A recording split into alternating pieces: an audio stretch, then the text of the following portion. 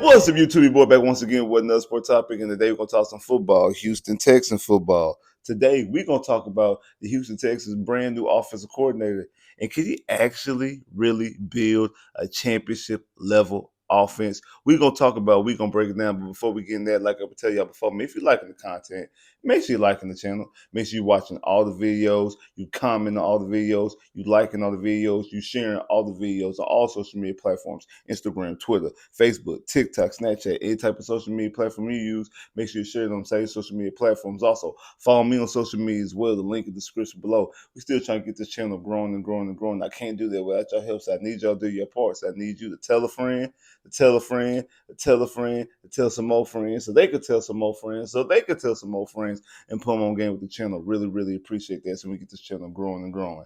Now, let's talk about it. So last week, the Houston Texans hired Nick Caley, the Titans coach / passing game coordinator for the Los Angeles Rams, to be the brand new OC for the Houston Texans. And just real quick, let's just run down his credentials and things he's done. So from 2005 to 2014, he's been on different college staffs in the college ranks as a defensive assistant, not really a defensive coach or a defensive coordinator, just a defensive assistant. He worked in the secondary and things like that, but hasn't been a position coach or a defensive coordinator, anything like that.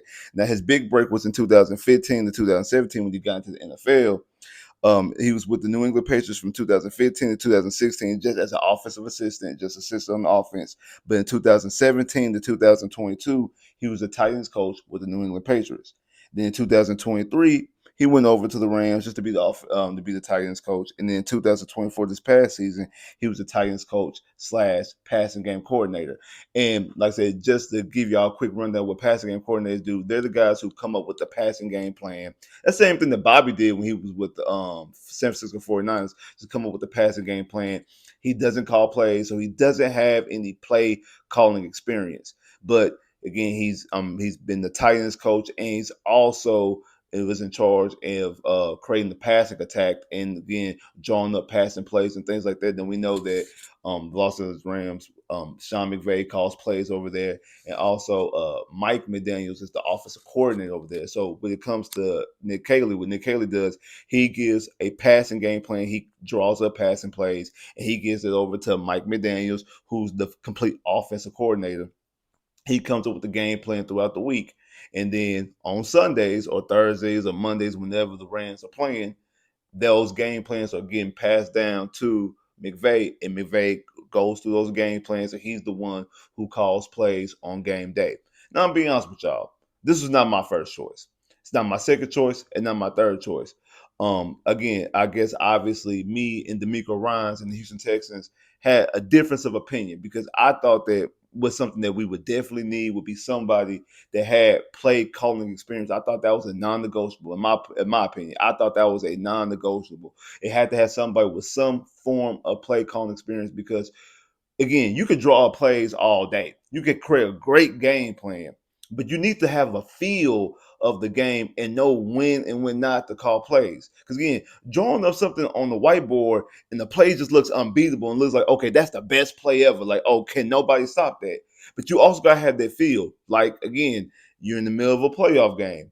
You score 10 unanswered points before halftime. You get the ball back in the second half, and your offense is moving, your offense is grooving, you're driving. Nico Collins just catches a 40-yard reception, and you hand it over to your running back. You take the football out of your quarterback's hands, and you give it to your running back to throw a halfback pass to your fourth receiver in the end zone. That's just a bad feel of a game. That's just not having the proper feel. Or your offense is moving against the Jacksonville, and you're in the red zone, and you give it to your newly required receiver, and you have him try to throw it back, but luckily he makes a smart move, and instead of throwing it, keeps it because he sees the backside of the offense open up, and he runs in and goes in for a touchdown and basically saves that play selection because that could have been a disaster, just like the one I just named coming out at halftime. ends up resulting in a fumble because you took the football out of your quarterback's hands. Again, not absolving Joe Mixon for fumbling the football, but it's one thing when you're a running back and you have the mindset you're about to throw the football versus you're getting handed the football and you have the mindset of running. You have your security with the football a little bit more. So again, and at that point in time, you didn't need that because your offense was moving and grooving. It wasn't enough. That wasn't the time to take that type of play. Also, again, something I've always talked about all season, how come we don't take deep shots when we get quick turnovers? Like, so as soon as a change possession, the defense is on their heels. So when you get a football, especially the way our defense was able to turn the football over this season, hey, when we get an interception, we get a fumble, we get a sack, 3-and-out, fourth down, whatever, we need to take some shots downfield to try to catch this defense slipping and catch them, not prepared and actually go down the field and possibly either get big points or at the very least get a big chunk play. And some of that is just the feel of a game, and you have to have that experience because if you haven't done it yet, we don't know what you're capable of doing. So that was one of my reasons why I didn't want Nick Caley. But I do think there is a reason why they hired Nick Caley. And just go look at what we just seen last night in the Super Bowl with the Philadelphia Eagles and the Kansas City Chiefs. The way the Philadelphia Eagles defense dominated the Kansas City Chiefs and the way that Patrick Mahomes was under arrest the entirety of the game. He was getting abused and harassed the entirety of the game. Never was comfortable. Patrick Mahomes did not look anything like three-time Super Bowl champion, two-time league MVP, the best quarterback in the league, where you want to say. He did not look anything like that at no point in time last night's game because of the way that the Philadelphia Eagles were able to put pressure on him and were able to arrest him. Now, why am I talking about the defense? Because the way that Patrick Mahomes wasn't comfortable, and again, Patrick Mahomes uses his legs way more than CJ does, and he still was never to feel comfortable in that game. That is the reason why they hired Nick Caley. Now, Nick Caley did, because again, Nick Caley's biggest decision this offseason has to be who he decides to hire as his offensive line coach. He already did that. He ended up elevating Cole Popovich, who was the assistant offensive line coach last year, to be the offensive line coach this year. And he's been in the college ranks as well from 2014 to 2015. It's been some small colleges, mid colleges, and things like that, being the assistant offensive line coach and the assistant offensive coordinator and things like that. But once again, in New England in 2016 and 2018 was just the offensive assistant. In 2019, he was the offensive assistant / running back assistant. Then in 2020, he was a co-offensive line coach. Then in 2021, ended up going to high school being an offensive line coach. And then in 2022, he was at Troy being the offensive coordinator at Troy. And in this past two seasons, 2023 and 2024, he was the assistant offensive line coach. Now, he's been with, he has familiarity with not only Nick Caserio, but also Nick Caley from 2016 all the way to 2020.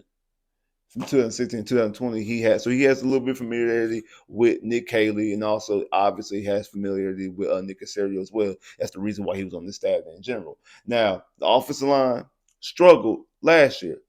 That was really probably our weakest unit of the whole entire season. That's one of the reasons why it doesn't matter who's the offensive coordinator, what plays we call and things like that. We have to get this offensive line fixed. That is the most important thing on the offense. I know people are talking about receivers, talking about go and get Garrett Wilson or DK Metcalf and things like that. We have to fix the offensive line. Watching last night's Super Bowl, if that don't tell you anything, we have to fix his offensive line. We have to protect CJ because it don't matter who he's throwing to. No matter if he's throwing to Nico Collins, if he's throwing to Jettas, if he's throwing to Jamar Chase, if he's throwing to DK Metcalf, if he's throwing to Garrett Wilson. It don't matter who he's throwing the football to.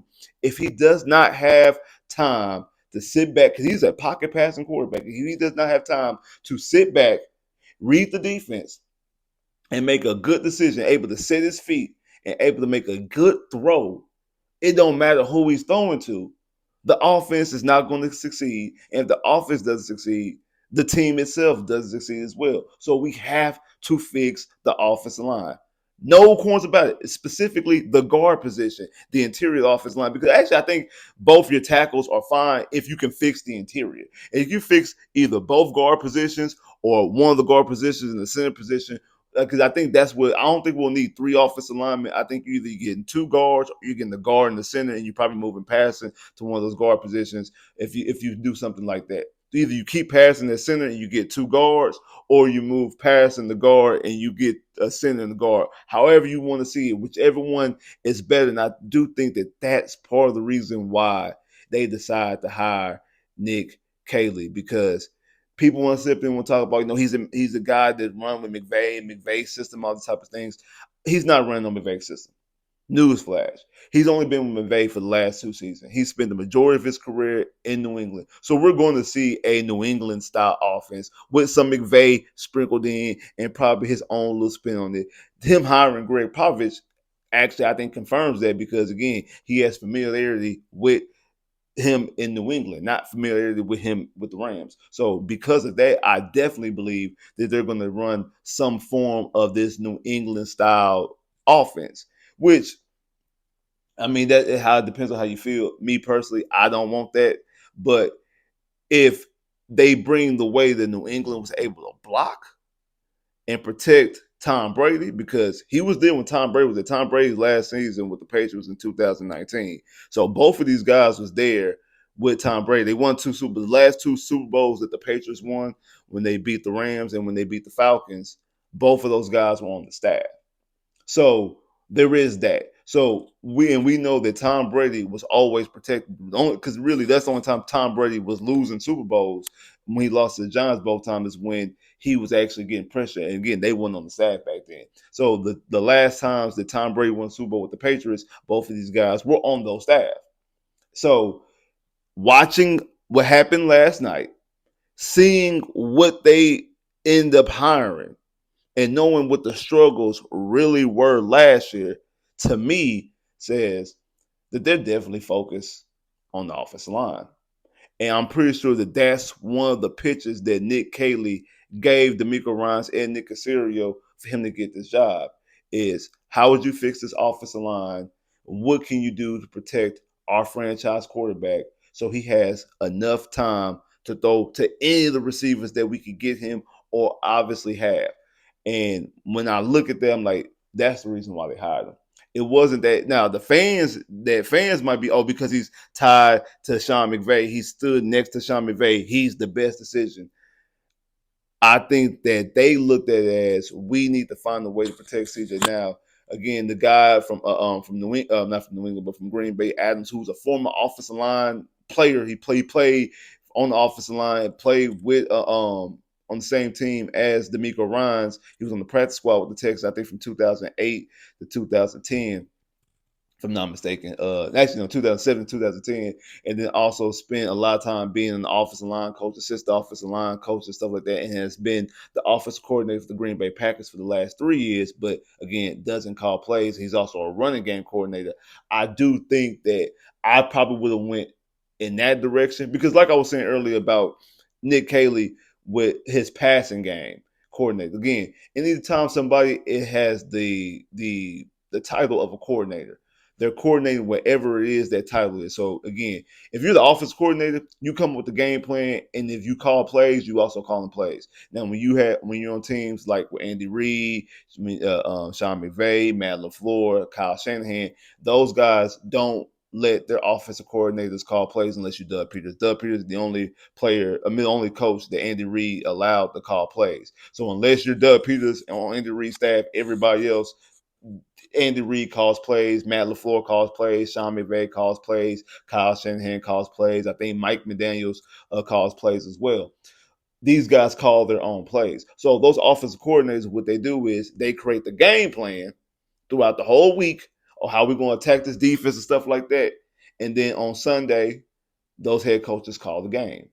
Now, when we have running game and passing game coordinators, they do the same thing, but they just draw up and create the passing game plan. I'm going to have my running back go here. I'm gonna have my receiver, X receiver go here. I'm gonna have my wide receiver go there. I'm gonna have my slot receiver go there. I'm gonna have my tight end do this. All these different type of things, and they take that and they give that to the offensive coordinator, the run whoever the running game coordinator.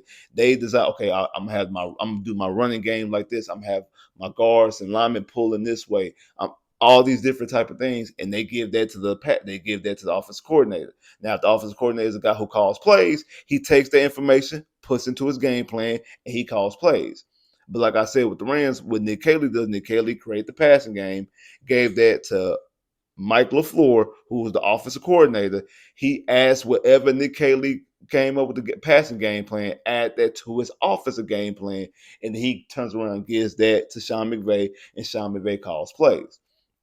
We've seen that here with Tim Kelly and Bill O'Brien. Tim Kelly was offensive coordinator, but Bill O'Brien called plays. So Tim Kelly and um, Deshaun Watson, they would create a game plan all week, and they would give that to Bill O'Brien. And the frustrating thing about it, that Bill O'Brien would take that a lot of times, rip it up, change it, do whatever, and do whatever you want to do on Sunday. So it was kind of a disconnect. So whatever we see on Sundays with the Rams passing game does not mean that's not what Nick Caley's game plan is. So that's why I say don't get too hyped and too excited about what Nick Caley or what the Rams have done the last 2 years, because one, he's only been the passing game coordinator for one season. The previous year, he was just the tight ends coach. So you could look at what the tight ends have done.